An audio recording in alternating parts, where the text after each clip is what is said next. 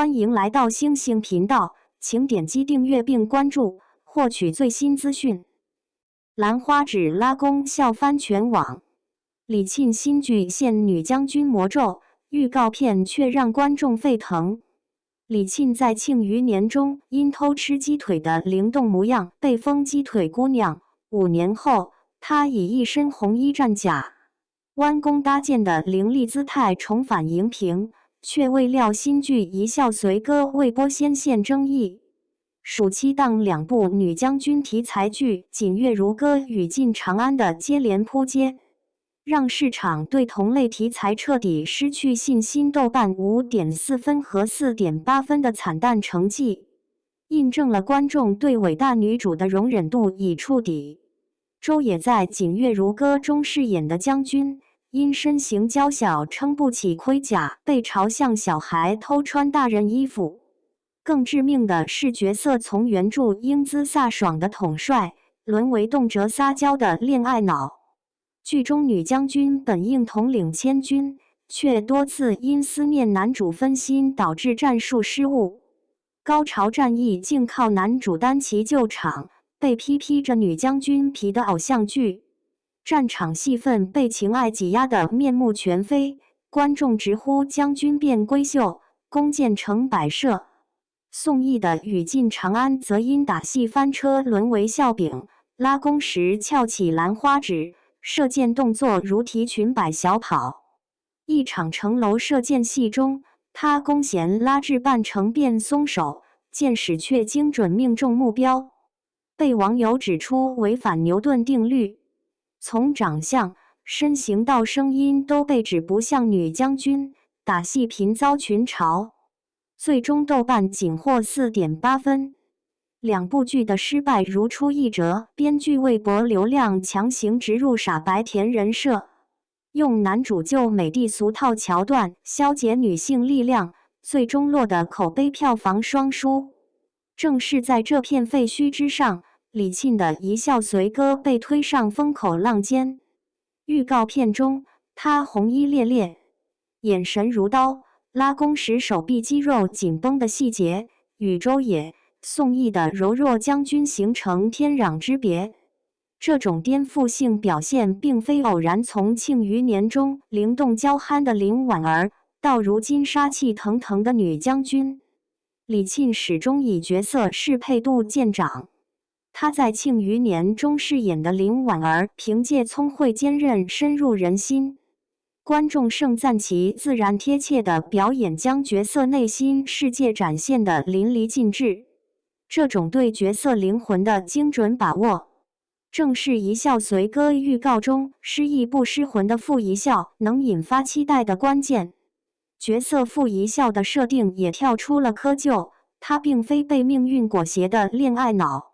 而是凭一箭扭转战局的神射手。小说原著中，傅一笑的失忆并非弱化角色，而是通过碎片化记忆闪回，展现他从冷血杀手到重拾人性的蜕变。失忆后与敌国皇子凤随歌从互相利用到生死相托，主线始终围绕两国权谋与自我救赎。这种先立业后立情的叙事，恰是观众渴求的真大女主剧本。演技与制作的全面对比更凸显一笑随歌的突围可能。李沁在预告中的表演堪称颠覆，红衣铠甲配高马尾，站在城楼之上睥睨敌军时，眼神中的杀意与血迹交织的凌厉感，被赞战场玫瑰。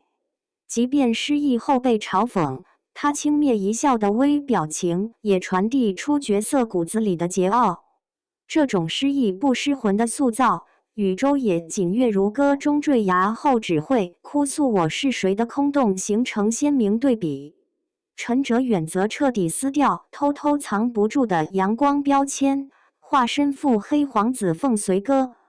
特写镜头下抬眼13分凉薄，7分算计的眼神，将疯批战神的暗黑感诠释得入木3分。反观《与进长安》中程磊的表演，虽努力维持王爷威严，却因剧本单薄沦为恋爱工具人。制作层面一笑随歌的服化到精准服务角色，李沁的红衣战甲用暗纹勾勒力量感，陈哲远的黑袍以金边凸显尊贵，水墨风海报与血色剑雨场景的视觉冲击力，远超《锦月如歌》中廉价的塑料盔甲。导演朱瑞斌更意改《宁安如梦》的镜头混乱，用稳定运镜强化双强对抗的张力，被观众调侃终于学会拍剧了。市场对一笑随歌的看衰，实则是对行业击毙的抗议。当制片方为降低风险，将女将军包装成恋爱脑，当演员因身形气质不符硬扛武打戏，当打戏设计沦为慢镜头摆拍，再热门的题材也难逃扑街命运。一笑随歌的突围点在于3点：其一，权谋比重碾压情感线。剧中傅一笑与凤随歌从敌对到同盟的转折，始终围绕揭露两国阴谋展开。傅一笑恢复记忆后，面对昔日仇人凤随歌，第一反应是先算账再谈情。这种轻型感彻底甩脱了《雨尽长安》中男主救女主的俗套。其二，配角群像立体。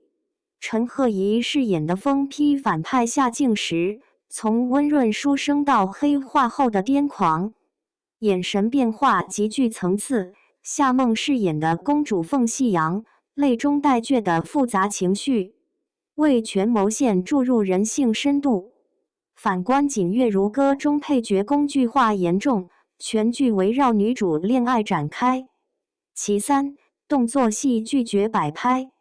李沁的射箭戏经专业训练，拉弓时肩背肌肉紧绷的细节被镜头捕捉。陈哲远的武打场面拳拳到肉，与《雨尽长安》中宋轶提裙百式打斗形成天壤之别。目前一笑随歌在爱奇艺预约量已突破150万，李沁与陈哲远合体录制的《你好星期六》更引爆话题。观众用期待投票证明，他们从未厌倦女将军，只是厌倦被阉割的伟大女主。若一笑随歌能守住傅一笑的锋芒，让观众看到她如何在阴谋与战火中淬炼成长，而非沉溺于儿女情长，那么李沁的红衣弯弓或将成为刺穿审美疲劳的利剑，为女将军题材夺回尊严。当周也的娇小身躯在盔甲中摇晃，当宋轶的兰花指拉弓成为笑柄，李沁正用一场血色剑雨告诉市场，将军的魂从来不在盔甲，而在那双敢与天下为敌的眼睛里。